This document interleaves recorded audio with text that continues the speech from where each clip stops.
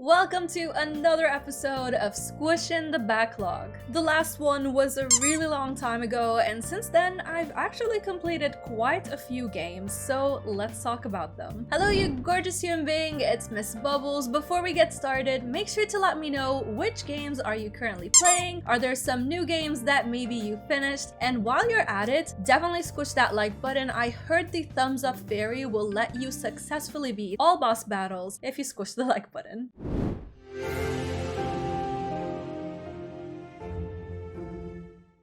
Alright, so starting with the first game that I've completed, it's Guardians of the Galaxy. Where do I even start? I had my eye on the game for quite some time, but I did not know if it's going to be the game for me. So I saw it added to the PlayStation Plus Extra, I believe, and I decided to install it. And then I found myself just deep into the game, 10 days straight, and I did not play anything but that game. This is an action adventure where you play as Star-Lord, and you're assisting the Guardians as they fall from one chaotic problem to the next, all while also trying to save the world. So you'll be switching between combat and then some time on the ship to have a chat with the Guardians. And it's fun that there's really never a quiet or dull moment in the game. The Guardians are always bantering, and you can't help but laugh at some of the things that they just fight about. Oh, and you can also control how you will respond to the Guardians, and they will definitely react to what you have to say. As for the combat, I really wonder, why do people say it's very repetitive? I feel like the game never fails with adding a new gameplay mechanic that will mix things up all the time. While you play as Peter and control his dual pistols, you also command the Guardians to help you take down the enemy or manage some of the light puzzles to traverse the world. The enemy design is also creative, where each one has different elemental weaknesses, and you can use this against them to get the upper hand. As you level up yourself and your Guardians have different abilities to unlock, making you pretty much an awesome badass by the end of the game, capable of wiping enemies seamlessly. And what I love the most about this game is the heartfelt moments that you have with the Guardians, and you really can't help but feel super attached to them. You'll find yourself willing to do absolutely anything to make them happy, and the character development was really fun to watch, but I just don't want to spoil too much while talking about this for you. Also, can we talk about Groot and how adorable he is? I just love him. I highly recommend you check out Guardians of the Galaxy. Honestly, it's just a beautiful surprise that you probably haven't played yet. We ain't such a bad team after all! You kidding? We're the best!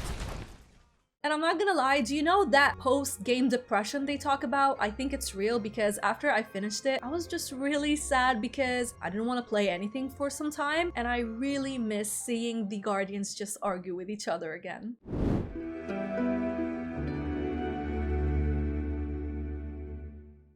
The second game that I've completed is Tiny Tina's Wonderlands, and this is another one that I had my eye on. I really like Borderlands games, but usually they just give me the most horrible motion sickness, so I try to avoid them. But playing this one was pretty fine, and it was the best game to play with my friends, so we were progressing the story together and laughing our butt off at how hilarious the writing is. This is a first-person shooter where Tiny Tina is hosting this tabletop game, and you'll find yourself switching between first-person shooting and then traversing this interactive map with so many collectibles to find if that's your jam. So you can choose how your character is gonna look like, what kind of build you want, and off you go into the crazy storytelling that Tiny Tina has prepared for you. And guys, some of the references she makes about other games is absolutely hilarious, including The Witcher. The fun part here is finding new weapons and mixing them up with different spells and abilities you unlock to create the perfect build for you. The combinations of weapons and spells that you can use is pretty much endless, and you will find yourself being invited to try different weapons and see what works for you. You also have this hub area where you can visit the blacksmith and get new side quests. And by the way, the level design is perfect for you to pick up, play a little bit, and then drop the game and just do whatever you were supposed to do for the rest of your day. Completing the game took me about 20 hours, but I did not complete that many side quests because I usually just don't like dragging my friends too much with me when I'm playing these games, but I definitely like to go back and revisit them. Also, I did not have a chance to try the DLCs, and I've heard good things about them. I'm not gonna go too deep into the game. The beauty of my experience was diving into it as blindly as I can, and I highly suggest that you do that as well. So yeah, if you love first-person shooters, hilarious storytelling, and maybe you just want to have a good time playing with your friend, please check out Tiny Tina's Wonderlands. You're gonna love it.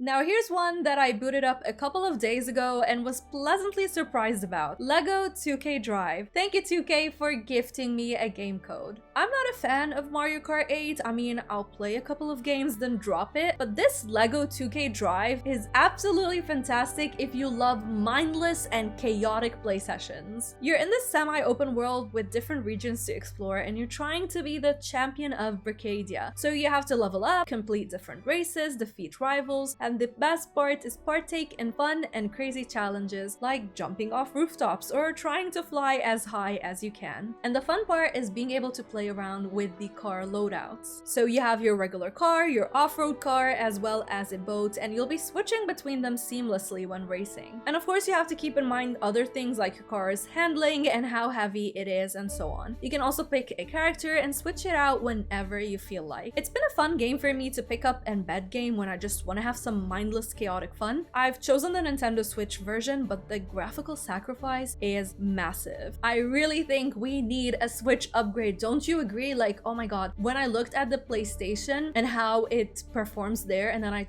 just looked at the Switch version, I was like, oh my god, yeah, no, we need an upgrade for the Nintendo Switch.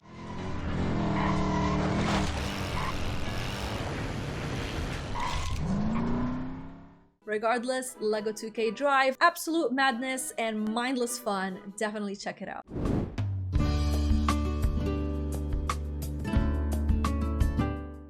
Another game that I've been bed gaming and has been shocking me because I don't see anybody talk about it. It's Disney Magical World 2, and you can buy it right now on the Nintendo Switch. Minnie Bubbles would have had a mental freakout if she knew that this game exists, and she would have done absolutely anything to ask her parents to get her the game. Basically, you're in the land of Disney and you're gonna meet plenty of Disney characters from Goofy, Donald, Minnie Mouse, Mickey Mouse, Lilo and Stitch, and so on, and you're there to help them out. The goal is to collect stickers, and the more stickers you unlock, the more gameplay features will open up for you. So each new store or gameplay mechanic is gonna require a specific amount of stickers so you can actually unlock them. And you have a guidebook which tells you what you need to do to unlock more stickers. And this is the definition of cozy gaming. You're customizing your character, running your own cafe, collecting resources, decorating your house, crafting furniture, and sometimes you'll engage in combat, but it's so easy and simple that there's nothing at stake for you. I just find myself super invested in helping out these Disney characters. It's just this very cute and cozy game where you just want to wrap yourself in a blanket and just play, you know, bed gaming, and it's so cute. And honestly, I just don't know why nobody talks about this one. I'm gonna be making a cozy games nobody talks about video soon, and this is definitely on the list, guys. If you love games like Tomodachi Life or Miitopia and that kind of art style, check out Disney Magical World 2 because it might surprise you, and if you love cozy games, you're probably missing out on this one. Squish the like button if you enjoyed this video, it helps out a lot. Stay bubbly, stay positive, and I'll see your gorgeous self in the next one. Bye!